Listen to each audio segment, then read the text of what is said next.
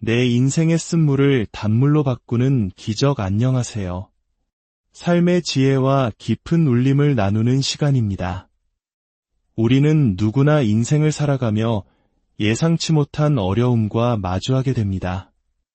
모든 것이 순조롭게 풀리는 듯하다가도 어느 날 갑자기 눈앞에 마실 수 없는 쓴 물이 가득한 웅덩이를 발견하곤 하죠.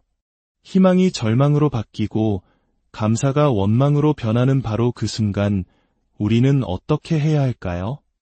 오늘 이야기가 여러분의 마음에 작은 위로와 희망이 되기를 기도하며 시작하기에 앞서 잠시 시간을 내어 구독과 좋아요를 눌러주시면 이 은혜로운 메시지가 더 많은 분들에게 전달될 수 있습니다. 여러분의 작은 손길에 하나님의 축복이 함께하기를 바랍니다. 과거 이스라엘 백성들은 거대한 홍해를 가르는 기적을 체험하며 이집트의 노예 생활에서 벗어나는 위대한 승리를 맛보았습니다. 그들은 이제 적과 꿀이 흐르는 약속의 땅을 향해 희망에 부풀어 행진했죠. 하지만 놀랍게도 그들이 위대한 승리 후에 처음으로 도착한 곳은 풍요로운 오아시스가 아니라 마라라고 불리는 물이 너무 써서 도저히 마실 수 없는 웅덩이였습니다. 이것은 우리에게 중요한 진리를 알려줍니다. 인생의 큰 승리가 시련의 끝을 의미하지는 않습니다.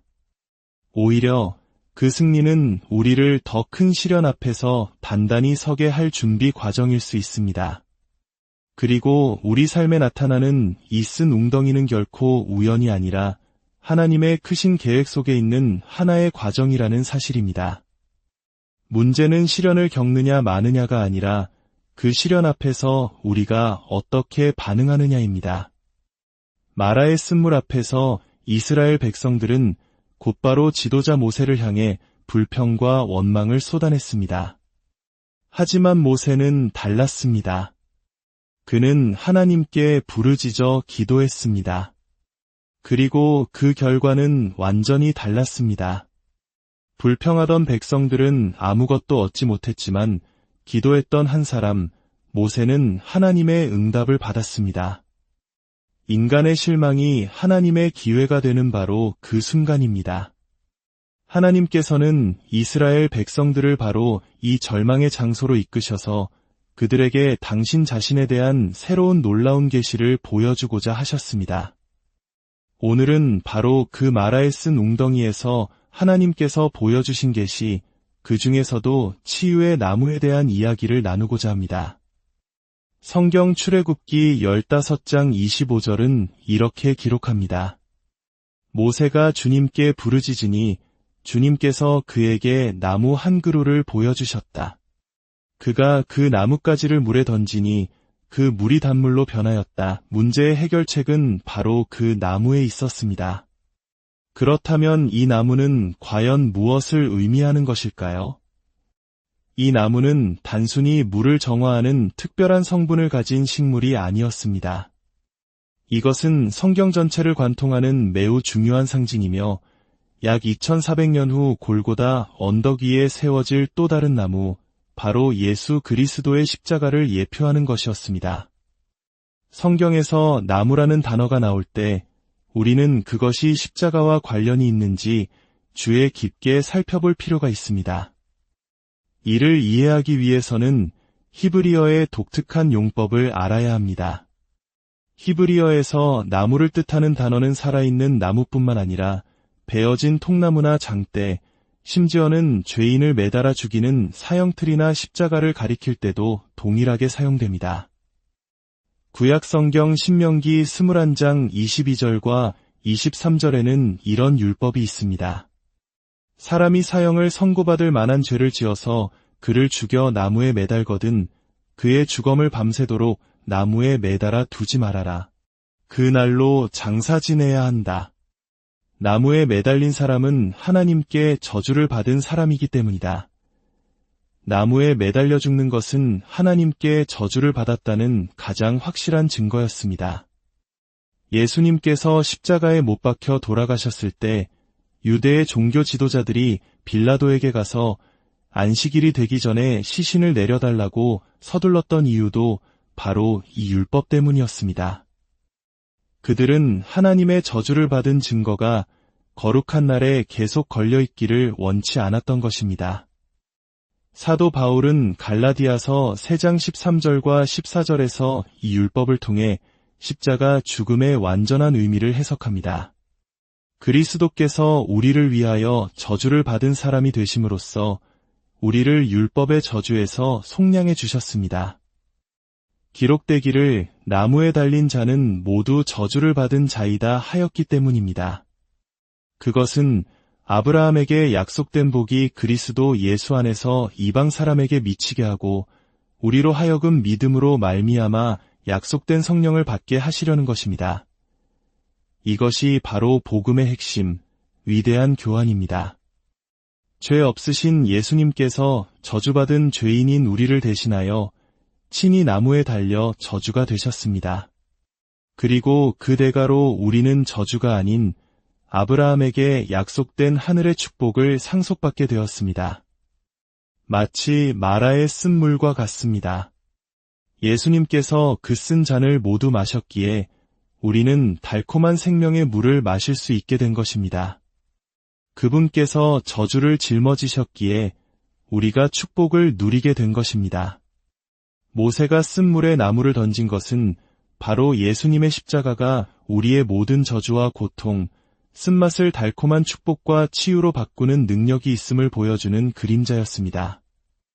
사도 베드로 또한 베드로전서 2장 24절에서 이렇게 증언합니다. 그는 우리 죄를 자기 몸에 친히 지시고서 나무에 달리셨습니다. 그것은 우리가 죄에는 죽고 의에는 살게 하시려는 것이었습니다. 그가 매 맞음으로 여러분은 나음을 얻었습니다. 다시 한번 놀라운 교환이 선포됩니다. 예수님께서 죄가 되심으로 우리는 의를 얻었고 그분이 채찍에 맞으심으로 우리가 치유를 받았습니다. 죄로부터의 영적 치유, 질병으로부터의 육체적 치유, 저주로부터의 해방, 그리고 축복을 상속받을 권리. 이 모든 것이 바로 그 나무, 십자가를 통해 성취되었습니다. 여러분이 마음속으로 모세가 쓴 물에 나무를 던져 물이 달게 변하는 장면을 그려보십시오. 그리고 이제 그 그림 속의 모세 자리에 바로 여러분 자신을 놓아보십시오. 십자가의 진리를 붙들고 그것을 여러분의 삶의 문제, 즉 쓴 웅덩이에 적용하는 모습을 상상해 보십시오.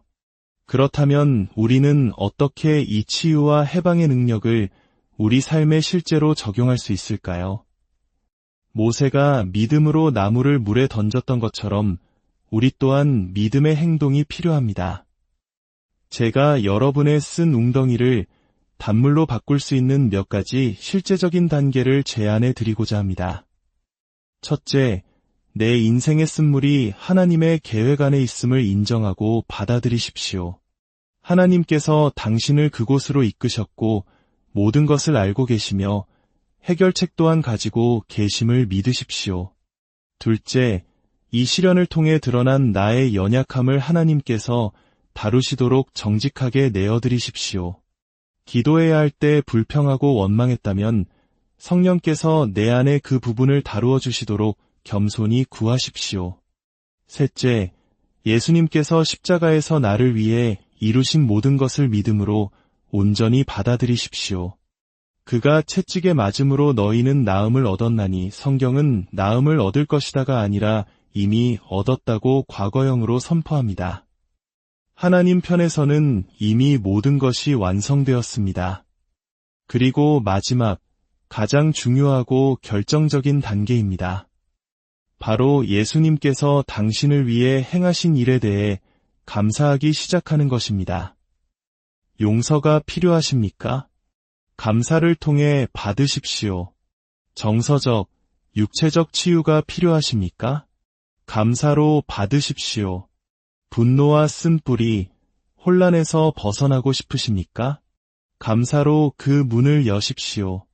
믿음으로 드리는 감사는 마치 모세가 그 나무를 물에 던지는 행위와 같습니다. 아직 아무런 변화가 보이지 않아도 증거를 기다리지 않고 오직 십자가에 대한 하나님의 말씀을 믿고 미리 감사하는 것. 이것이 우리가 드릴 수 있는 가장 순수한 믿음의 표현입니다. 그 감사가 십자가에 담긴 기적의 능력을 풀어놓아 당신의 쓴물을 단물로 변화시키는 열쇠가 될 것입니다. 오늘 여러분이 마주한 삶의 쓴물 앞에 예수 그리스도의 십자가라는 치유의 나무를 믿음으로 던지시길 바랍니다. 그리하여 여러분의 모든 쓴 잔이 단물로 변하는 놀라운 기적을 체험하시기를 주님의 이름으로 축복하고 기도합니다.